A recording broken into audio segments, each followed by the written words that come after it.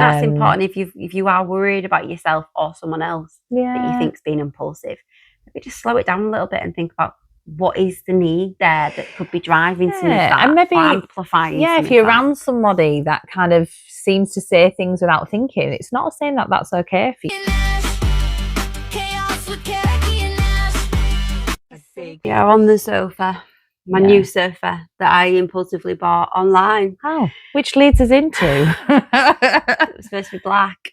As you can see, it's not black. It actually looks a bit purpley. Yeah, it's like a bit of blue. But it's not. Like a midnight anthracite kind of colour. It's meant to be black. It's not black. It's a dirt bike sofas online without seeing them in person. Which leads us really into what we're going to talk about today, which is another one of our 8 parts of executive functioning. And I think it's the one that I was thinking about this morning, thinking about how exposing this one could maybe be. And so we've had to spend a bit of time, haven't we, thinking about like stories, not to kind of hold back, but I think just because for me personally, impulse control, when it comes out and manifests in different kind of ways, is definitely come with like regret and mistakes that then I've had to kind of get out of. Because we've kind of like, as we've been talking, haven't we, we've said that our impulse control is probably something that's had quite a lot of, in some ways, negative effects on us across our lives. Yeah. But then at the same time, it's also responsible for some of the really great things that we've achieved. Yeah. And that we've been able to do really well in our lives. Yeah. So let's talk about what it actually is. Because I think impulse control is often seen as that you're a little bit stupid, that you will just do things without thinking. You're a risk taker. You're a risk taker. You live for the thrill of it all. You do it the adrenaline rush, all of that stuff. I think sometimes that absolutely. And that you don't care about the consequences. Yeah, that's the other thing. Like, you don't care about it, that you don't think about other people. But I know that from, like, especially you and me, like, we're feel it. Yeah. Like, the consequences and impact on others and people's feelings is like a massive part of who we are and how we are. So, like, to think about so this is where it's kind of quite difficult, isn't it, where things have happened that are impulsive or without thinking. Then actually, like, the one on the top of the head for me is it's how I speak and how I can cut. Ashley's very good at putting her hand. I can do my hand now, but I can cut people off because, and that is that impulse control is like, I'm finishing people's sentences. I've already got an answer for you. I've already got a solution for you, and that perception of being quite rude, whereas actually that is poor impulse control. Do have strategies for that. That is linked, though, I think, to the fact that we've talked about this before. Our brains work so fast. Oh yeah, So we're having a conversation, and now because our brain connects those dots really quickly, sees those patterns really effectively, we can sometimes in some conversations be several stages ahead of the other person. Yeah, and that might mean that we know where that conversation is likely going to lead to. We know what they're going to say just from the start of their sentence. It's the look, isn't it? So we where jump it's like, in. Did you have to do that? Yeah. Like, it's that bit, isn't it? Are you aware of it now, though, that you're doing it? So much so now. So I think there was very much 60 mile an hour me, or let's say 120 mile an hour me, let's go faster, or a 0. So in regards to like different social settings, I can either be life and soul, let's chat freely, where I suppose my impulse control is less, because I'm not thinking about it. I'm just saying things. I'm just, it's coming out of my mouth. Because you're more relaxed. More relaxed, guard down. Had a glass of wine. Yeah, all of that all stuff. those things that are going to influence that, isn't there? Or there's the me in like professional mode, different social settings. I mean, even in team meetings that I felt comfortable with, or groups and discuss, there's times that I would like choose to not have an input because of that impulse control, and how I could say things that, you know, maybe offended somebody, and again, that's where that worry of other people's feelings really comes into it quite often. What's the fueling the impulse? And that could be like dopamine and like the excitement, boredom. Yeah. So like for me, like impulse control with food, for example, and you know, it's a bit of a sensitive topic, as it can be for a lot of people, because I've struggled with weight issues. You know, I've always been kind of overweight growing up as a child, and kind of as an adult, that's something that has definitely struggled with me. But impulse control around something like that I like, something that I fancy, something that gives me dopamine, is not there. I've not always been able to, because it's like not put the brakes on. Like I've not been able to put the brakes on. I've been literally like oh shit, I want a donut. Oh, there's 5 gone.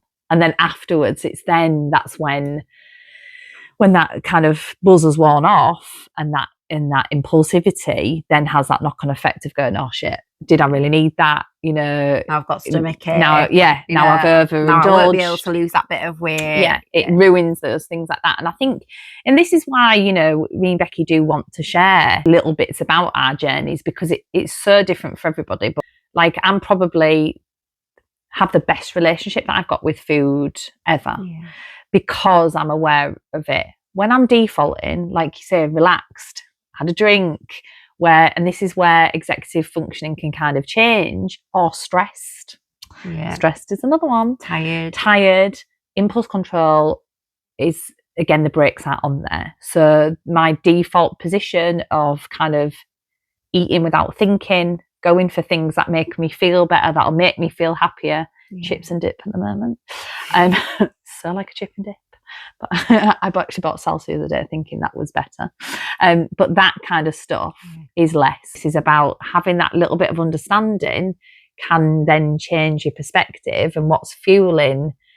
Like, I used to just think that I was a compulsive stress eater, and it was just, and I am. But in regards to understanding the power I have in my control panel of executive functioning, like, I can put the brakes. Like that 24-hour shopping basket, isn't it? Oh yeah. Well, basket? So the shopping basket. So you fill the shopping basket. Yeah, I am an impulsive shopper. I'm sure my husband would tell you that. Feels like confession when we do these. It really does. Like... Today I have. So I get frequent deliveries. Probably not so much now, because it is something I have become very aware of, and I have reduced it. But you know, things like Temu and Shein are an ADHD playground, aren't they? Let's be honest. You know, you're there, you're scrolling. It's like, oh, it's cheaper 50p there. Oh, look, that's got it in a different colour. And it gives you ideas as well. I was like looking at Shein just this morning.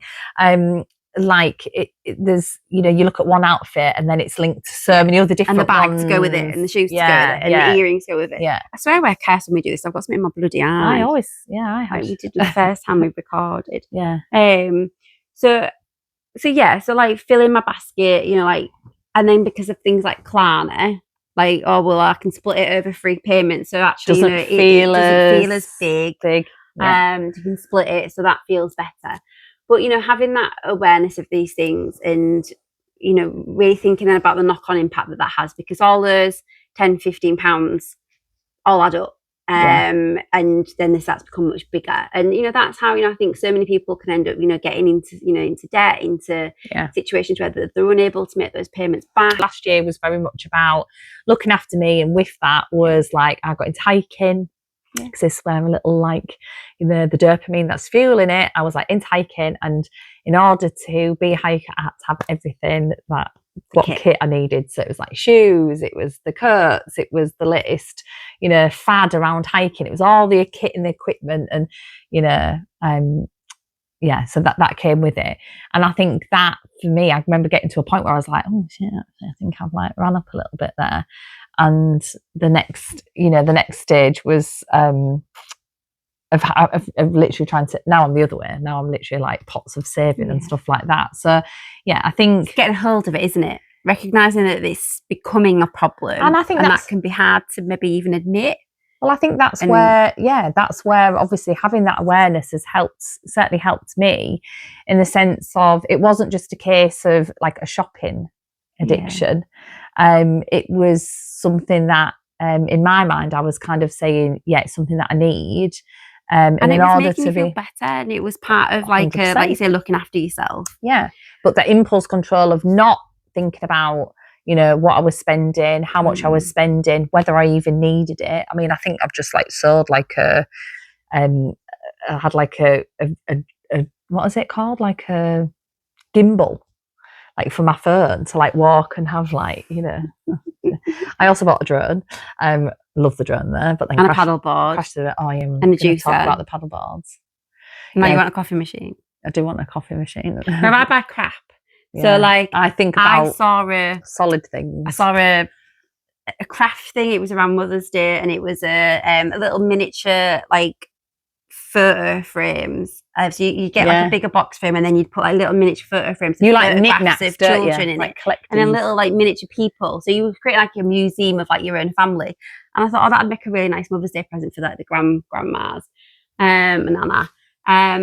So I ordered all the stuff. It's all in a bag under my bed. Never done it. I didn't do anything with it. Because then that's the starting impulse. I was like, yep, I'll do that. And then another executive came function. To it. I was like, oh yeah, struggle to start that. I bet if I was like, I've got one too, we'll do it together. Yeah, maybe a bit of body doubling. We'll do it. Yeah. So that's, you know, for me, I would often do that. I've done that with all sorts of crafts. You know, I've done watercolor, I've done button art, I've done oil pastels, I've done sketching, I've you know, arts and crafts. I've got a whole collection. I referred to it as my craft graveyard, because I just had so much stuff that, you know, after that buzz had worn off, I wouldn't use it anymore. But what I have started to do now, and I can't remember where I saw this, but funnily enough, it did come up on something you've looked at today, didn't it? That, you know, in relation to shopping, the advice is that, you know, if you put it in your basket, if it's still something you want to buy 24 hours later, then buy it. I know, but have you seen what ASOS does? No, what takes it out.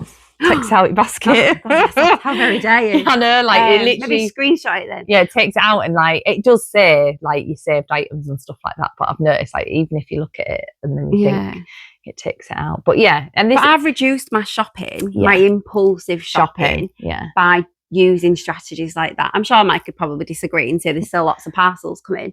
But they're not. But you need them. The things I need, they're not the things I've waited 24 hours to buy. The impulse control can have a massive effect on like massive major life decisions. Can't it? And I think like my university things, like a really good example of that. So throughout sixth form, for all the way through high school and sixth form, you know, my dream was to be on the stage. It was to be an actress. You know, I performed at Edinburgh Fringe Festival. I was Audrey in Little Shop of Horrors. So did lots of things like that. That was where I wanted to be. Such a drama kid. I'm such a drama kid. So I had auditions at, you know, universities in London, at the theatre schools, and I got my place. I got my accommodation sorted, and I was ready to move to London. And then A-level results came through. And then just sat in my friend's garden one day, had a couple of glasses of probably Prosecco. I don't drink Prosecco anymore. This is one of the many reasons why I don't drink Prosecco. And just very impulsively decided, actually, I don't want to go to London to live by myself and go do theatre. I'll go be trained to be a social worker instead. So in that moment, I emailed the university, I dropped out, I emailed the accommodation, I pulled out my accommodation, I rang up a university local to me and requested a place to go through clearing to start a social work degree. And I went home and told my mum and dad what I'd done. So bearing in mind that my dad had just spent like months travelling to and from London for auditions and, you know, exploring everywhere. And they were just like, what actual have you done? And at the time I was like, well, you know, I'm in a new relationship I'm now married to Mike, so I kind of feel like it's okay. My nana wasn't very well at the time and I wanted to spend more time with her. So in my head, I had justifications for why I was doing what I did. And probably, you know, I don't regret it. And I think it would have still been the thing I'd have done. But the impulsivity of making that decision and following through on that within the space of probably 20 minutes, half an hour, under the influence of a couple of glasses of Prosecco, probably wasn't, you know, the best way to go about it. And impulse control has been such a kind of unknown but big thing in my life, like especially like about, you talk about big decisions about like relationships and things like that. For me, like getting back into relationships, or, you know, trying again, and, you know, kind of knowing, you know, like I'm so very deep and very reflective, and this is that whole thing, and not stupid, you know, like really, you know, done the work and the thought work and stuff like that. But again, that impulse of like just the what if and so what, and Sylvie. I think I've got that on my wall actually at home, like Sylvie, whatever. What, you know, that. Which was, is it in the hall? It's in my living room. It's in my, on the plate, Sylvie. Yes, it is. So yeah, we were going camping, and he wrote a list, right? And he was like, right, these are the things, and we did the list together, like what we needed for camping and stuff like that. And it was like, what's for breakfast, what, and that was great. So we was like going to do the shopping together, and I was kind of like, oh, you just go kind of do it. And he was like, no, we'll go with the kids and stuff like that. And then it came down to it, and it completely, like, for me, like I literally went into and again, I wasn't able to probably do a lot of my impulse in that moment, and the knock-on effect for that was that I just got arsey, basically. So part of that, of because you had a list and you didn't want the list, you wanted to just impulsively put stuff in your basket. Yeah. So going around the shop with the list, I knew there was a task and I knew we had to get that. But shopping for me, I like joy shopping. It's joy shopping. So like I would be going and going, yeah, we need milk, yeah, we need bread, yeah, we need cereals. That's for you, Gary. You know, it's not just cereal.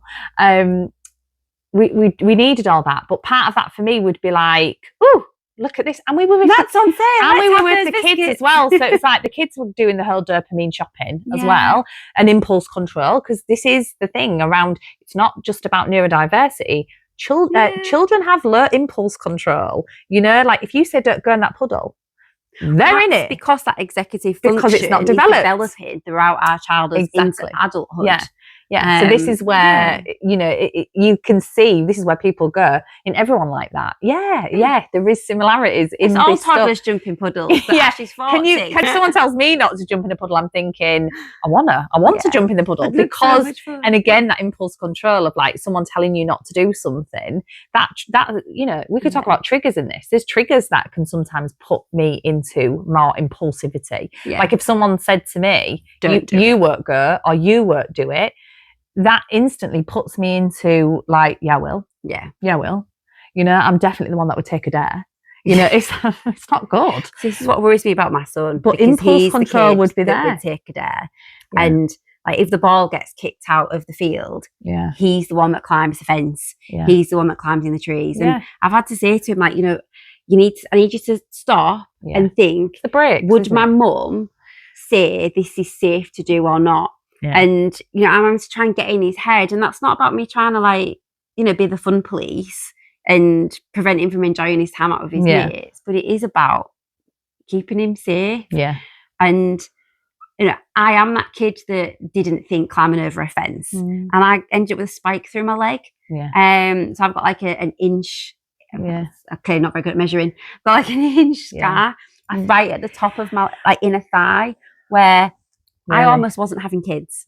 Because, you know, I wasn't thinking in that moment. I was 13. I climbed a fence.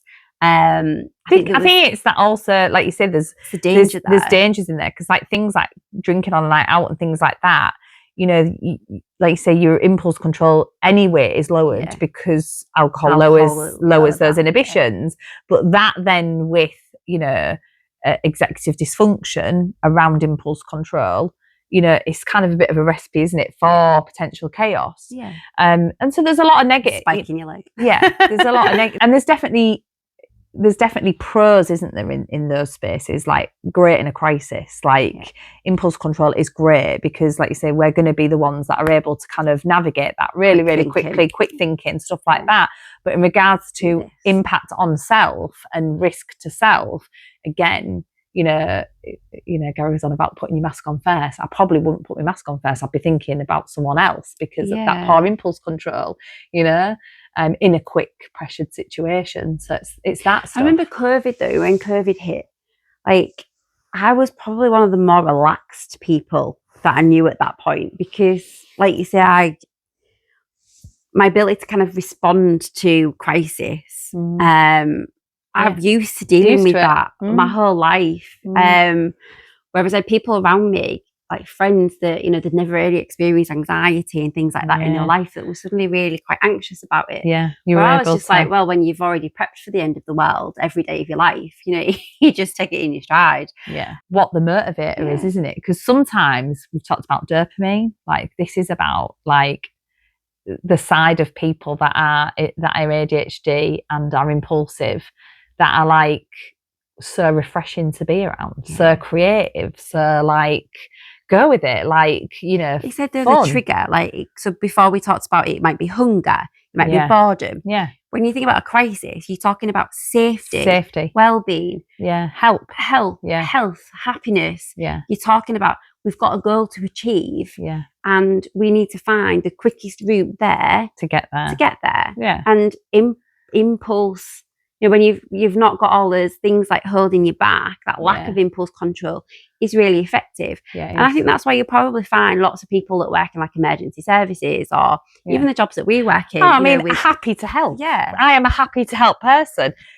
But that quick thinking comes in handy to do that 100%. Kind of work. It also, it's so helpful. On the flip side of that, it can also, I can't think of the word, like inhibit your boundaries. I'm the first person to go, that's fine, I'll do that, no problem, because I want to help, because I want to, do, and also there's potentially reward in there for me, because I want to be the helpful, I want to be, the one that, oh, thanks well done, Ash, for picking up there, and chipping in and doing your bit. I love that. I love to be a helpful person. So again, it's that motivator, isn't it? It's that motivator. And remember, we've all got a story and a journey to get to this. We haven't, me and Becky we've talked a little bit, haven't we, about kind of our journeys, trauma, our stories, our narratives that have kind of led us to this point. And, the motivation and the fuel is different for a lot of people. Yes, there'll be things that cross over in this, like dopamine. We all love a bit of dopamine. We all love a bit of feel-good hormone. That's such a good. But if I don't know, if that was a fuel of dopamine because of I'm trying to think of an example. I mean, the shopping one's a good one. You can see how then it then becomes something that can be problematic. If something helping people is part of that fuel, and you're saying yes, and your impulse control is low in that, and you don't think about what that means for you, what that means for your family, what that means for your relationship, then potentially the knock-on effect is for them, isn't it? And for you. So you don't, afterwards you think about it, but then it's harder. Because what are some of the other strengths you think that around having like that impulsivity? Like good in a crisis, creative. I think it makes us really passionate about things. We don't, yes, we might overthink things, but in that moment, if someone starts talking about something like let's book a holiday. I'm really passionate about that, and like really like, yes, that sounds like a really good idea, and really encouraging and really on board with that. We're definitely like F it, I can't say book it. Beep and book it kind of people. Like I think that can be like a benefit of it. Living in the moment, isn't it? A very present thing as well. Like, you're just kind of living life.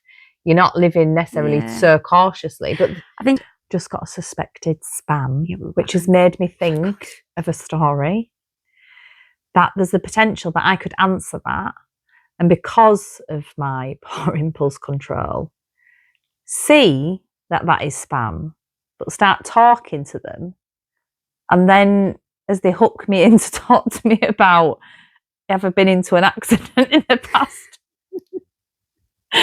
and then all of a sudden go, oh shit, I really shouldn't be talking to you. Here's my bank details. And luckily before, give my bank details and then get out of it. But yeah. Impulse control, when your brain is working, really fast and wanting to do things, really, really quick.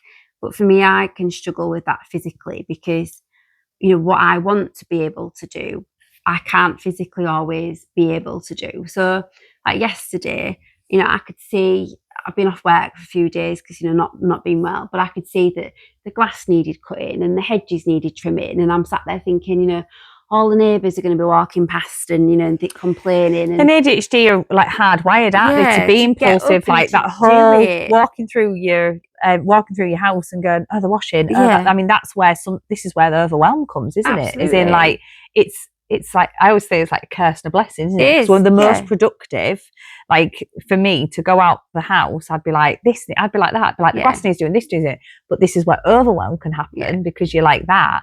But the fact that you can't respond to one of those things. I'm looking at it all, knowing that I physically cannot get up and do it. Yeah. And my hubby, he said that he'd go out and do it. And so he's outside and he's cutting the grass and I'm there, literally just stood outside with a pair of shears in my hand. And he's like, what are you doing? And I'm like, well, you want to be part of it. Here. And he said, but you go sit down. You're not well. And I was like, I know, but and so like inside, my brain's going, cut that bit of the bush and chop that bit off and sort that bit out. And, ignore the fact that your body feels like it's been hit by a bus. That doesn't matter. Just do it. Get on with it. Yeah. And I'm having to work really hard to be aware of what my body's telling me when my brain is telling me to do things much quicker.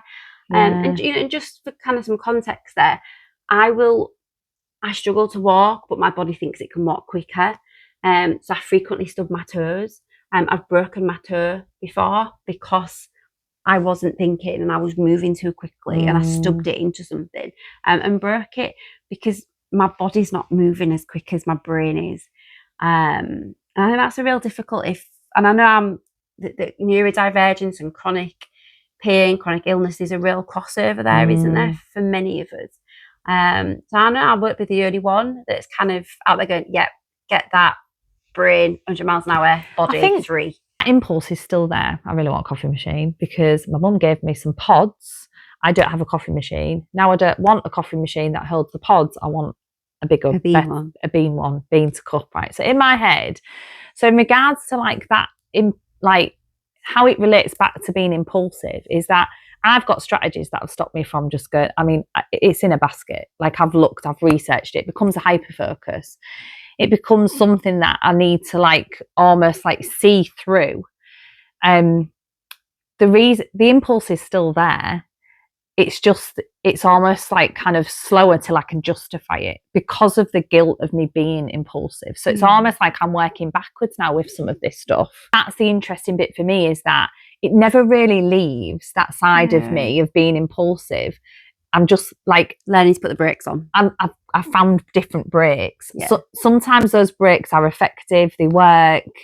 I'll kind of the fad and the thought will go, and I'll not justify it and think, oh, I'm not bothered, or the hyperfocus and the interest will go, and I can move on from that. Sometimes, new pairs of trainers came yesterday because I want to try running and my ankle's a bit knackered, and so I'd gone and researched different trainers. I've been to like have my feet measured at this in place, and like they've given me loads of suggested trainers, and I just then was overwhelmed but knew I wanted trainers yesterday.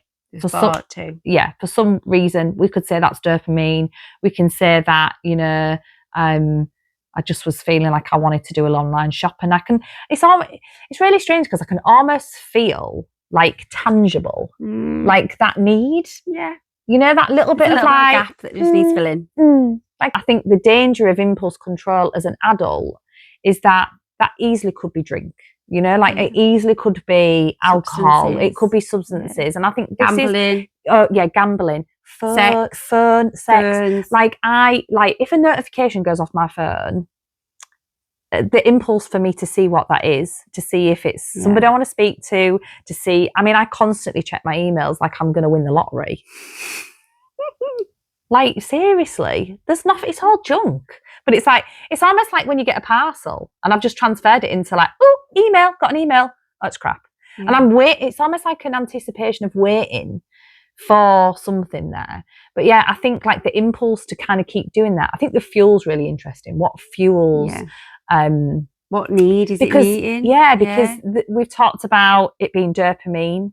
There could be serotonin, comfort in that. There could be like, safety, love me, I need that, right? There could be adrenaline, the need to be wanted. There's so many. I mean, we're talking about like hormones and like medical but again, like you said, that need to be wanted, that need to have justification. Mine's justice for me. A need to not be a burden. Yeah. So I'm really aware at the minute that I feel like I'm putting on everybody around me. Like you're having to buddy me at work so I can get around the building now that I've got my Penelope wheelchair. So I'm well, I will push myself past my limit.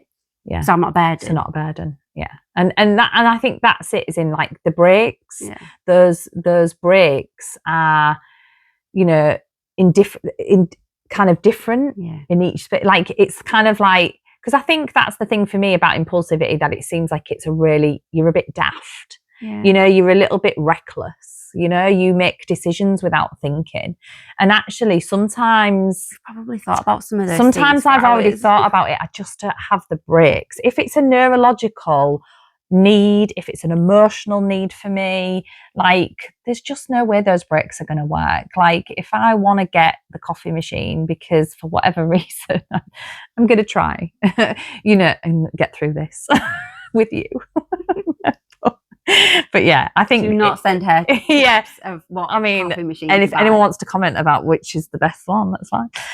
But yeah, I think it's that bit is in like it seems irrational. That'll push you over that edge and make you buy it. That's what it is. It's like me with the wedding dress. That's what it feels like though.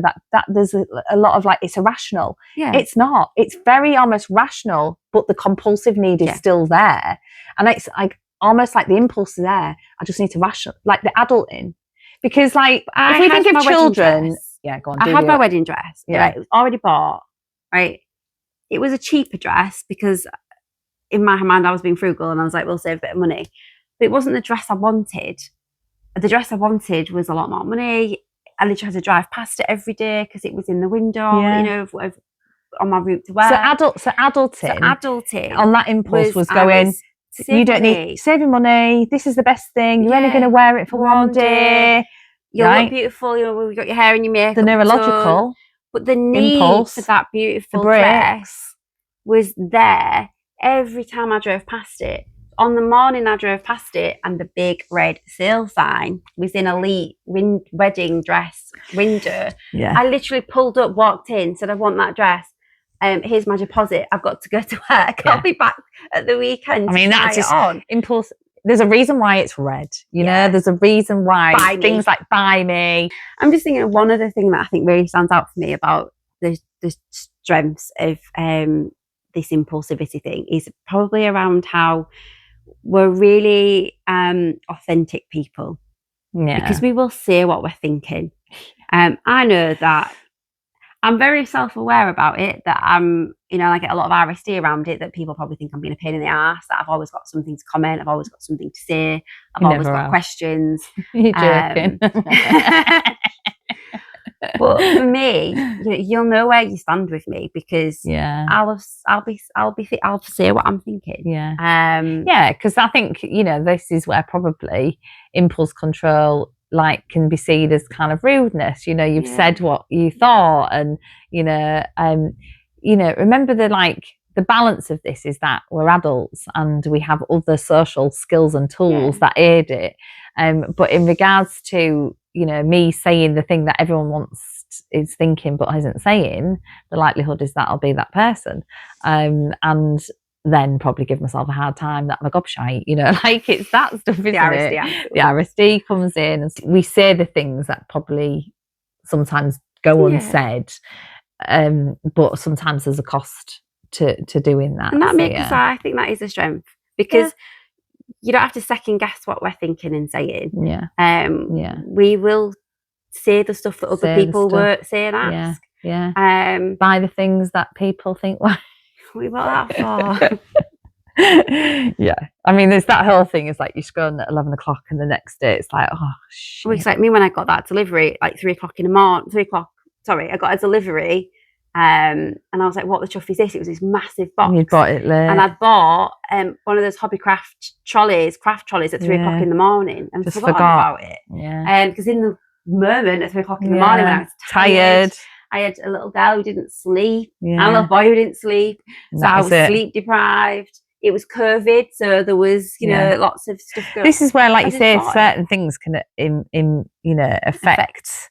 Yeah, you know, there's times where I can put the brakes on and they're really okay.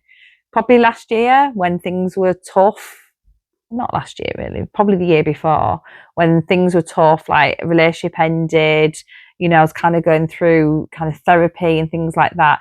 I think the impulse control became more. Yeah. You know, and it came out in things like shopping. It came out in doing things and saying yes to things, and I had loads of holidays and things like that. And it's not a bad thing, but it's something that can't always be maintained and comes at a cost. And it's the cost, isn't it, of the Absolutely. not being able to put on the brakes at times. Like you said, but the driving of it can be a really good thing, you know, can be a really healthy thing for people. And physically, because I can't do a lot of the stuff I want to be doing now, I'm having to be really aware of my shopping, because that is, you know, become a bit of my, like a coping strategy for me.